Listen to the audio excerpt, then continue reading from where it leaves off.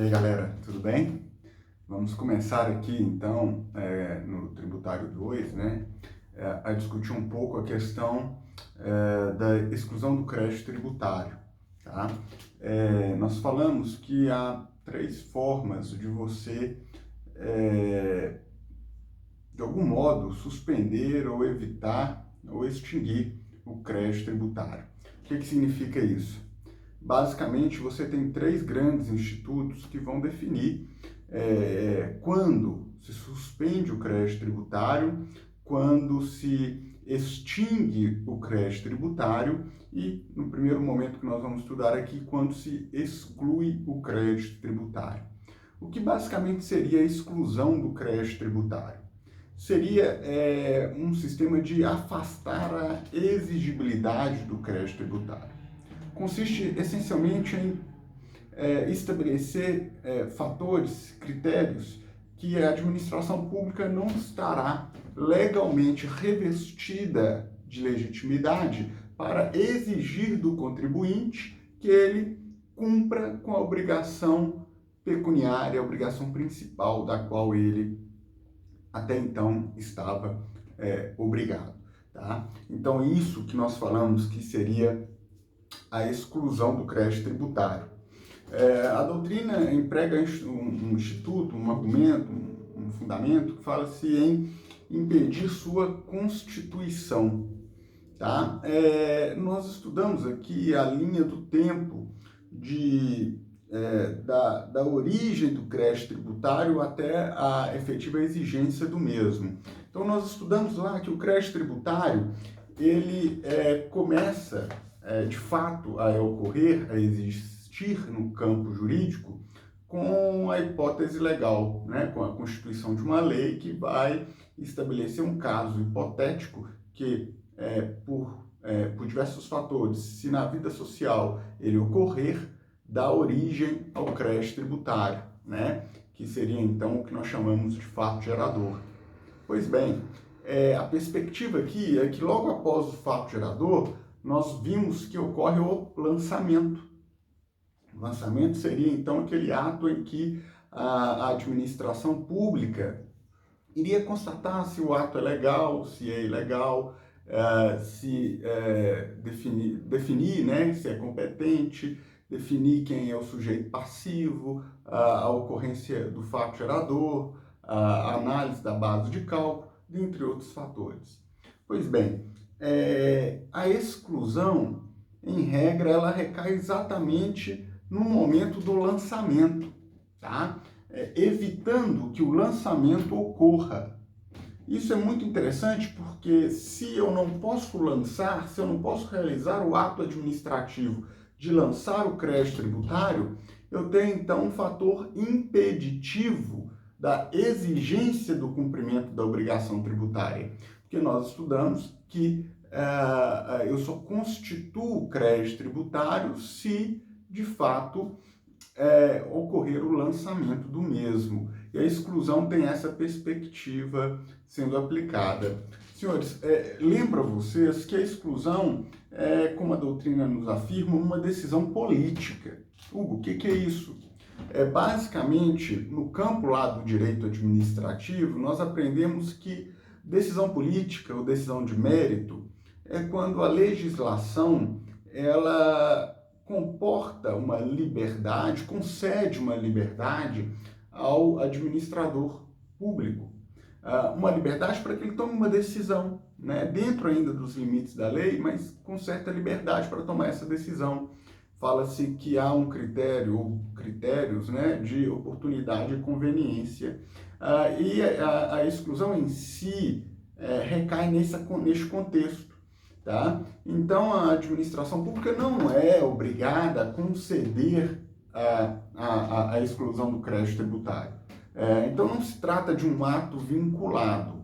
O que trata-se aqui é de um ato discricionário, uma decisão política, em que a administração pública, por diversos fatores, ela pode, de algum modo, levar em consideração o interesse de conceder a exclusão do crédito tributário.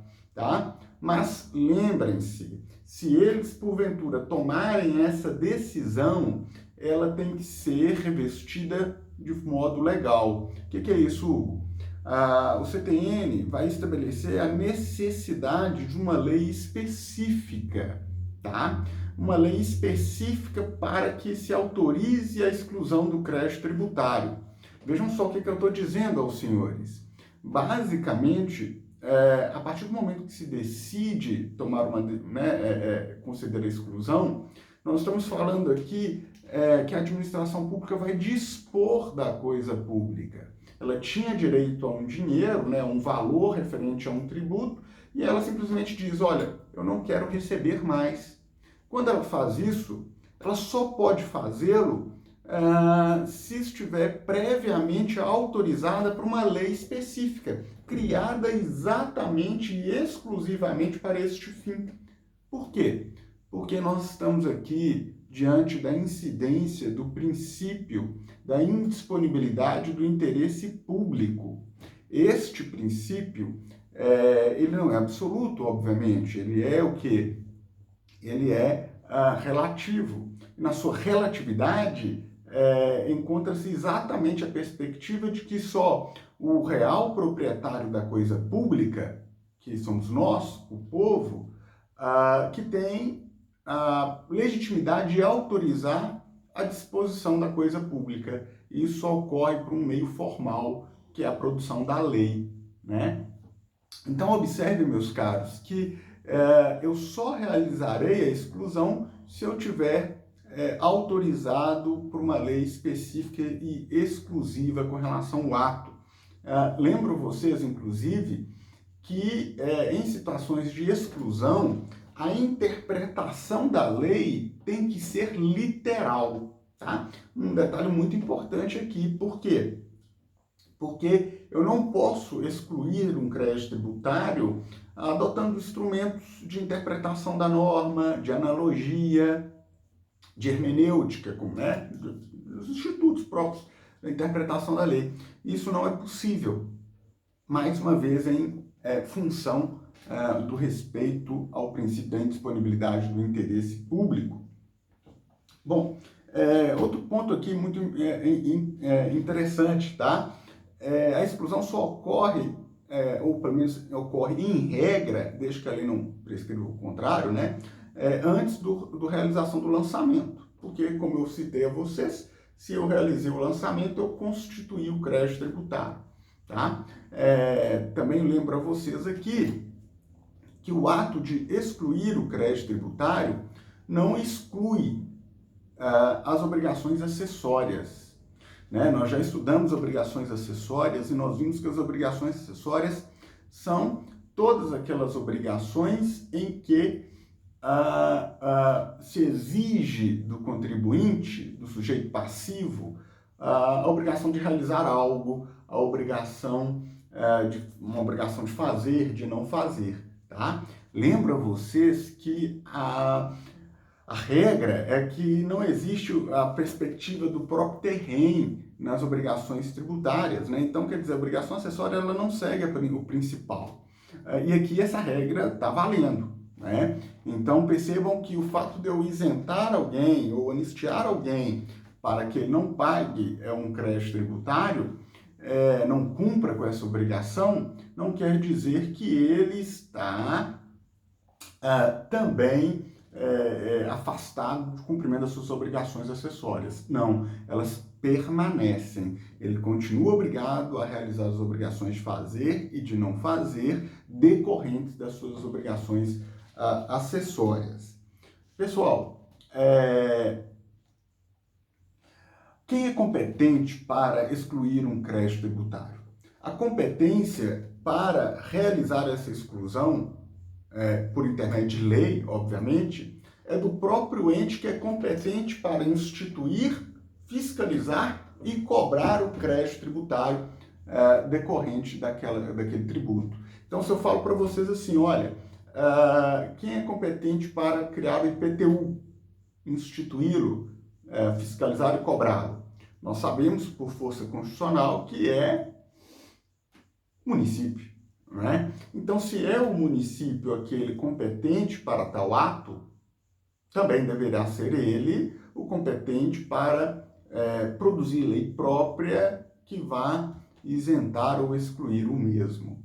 Tá? Então, falamos que, em regra, não pode um outro ente político adotar uma atuação de isentar ou anistiar, de excluir um crédito tributário de competência de outro ente, né? Então, a gente não verá, ou se ver, será considerado inconstitucional, ilegal, por exemplo, o Estado, né, excluir um crédito de um município.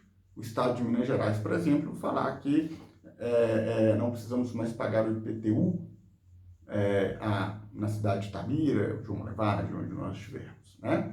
Vejam só, há na doutrina um entendimento que há uma exceção a essa regra, tá?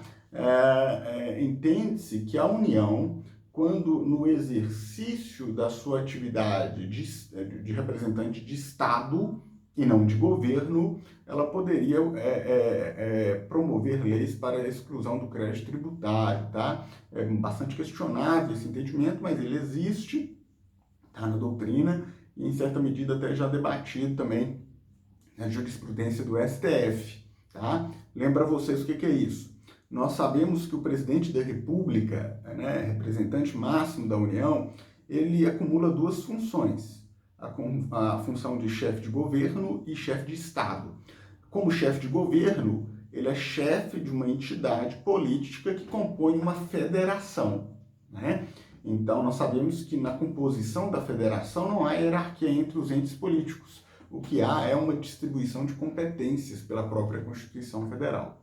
Agora, se o presidente estiver na função de chefe de Estado, então quando ele estiver atuando, representando todo o Estado Federativo Brasileiro, né, que é uma competência própria dele, então a doutrina compreende que poderia eventualmente ocorrer a exclusão de um crédito tributário, né, em situações desta natureza.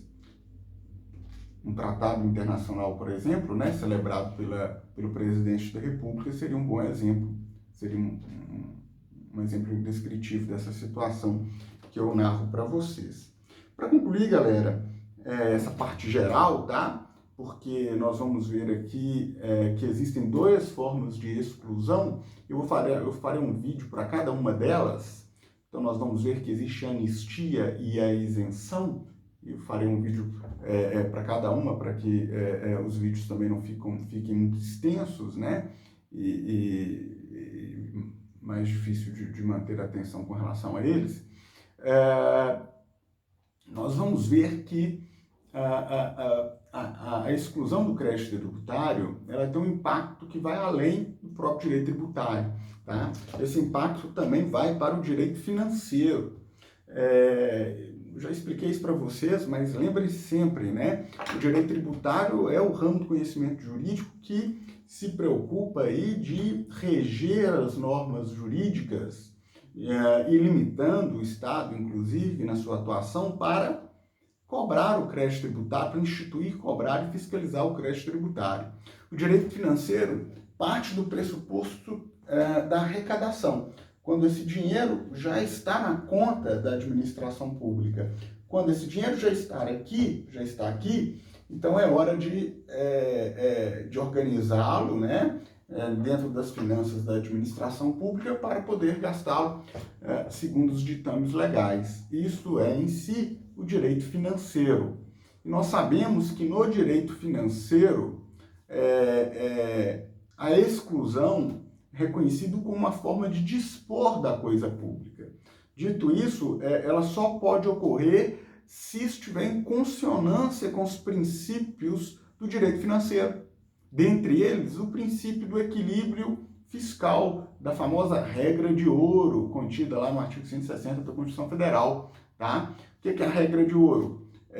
Deve-se buscar pela administração pública sempre um orçamento equilibrado, né, entre os gastos e arrecadação, as despesas e arrecadações. O ideal é que tente-se, né, chegar a um patamar em que a quantidade que se arrecadou seja muito próxima dos valores que se pretende gastar, né? Então, a regra é o seguinte: se eu vou dispor, né, de recursos tributários pela exclusão, é salutar que se busque ali um reequilíbrio das contas públicas, né? Então, se eu vou dispor de recursos de receitas, é interessante eu também, então, dispor de gastos, né? Seja ali reduzindo custos, seja ali remanejando receitas e tudo mais, para que, então, o ato fique revestido de toda a legalidade necessária. Tranquilo, senhores? Eu vou encerrar esse vídeo agora, né? Quando eu passei para vocês a visão geral do Instituto da exclusão, e nas próximas aulas nós vamos entrar nos dois principais e únicos, né, aceitos pelo Código Tributário Nacional de exclusão, que é a anistia e a isenção. Vamos entender em quais situações eles são aplicados, tá bom? Desde já, muito obrigado e até a próxima aula.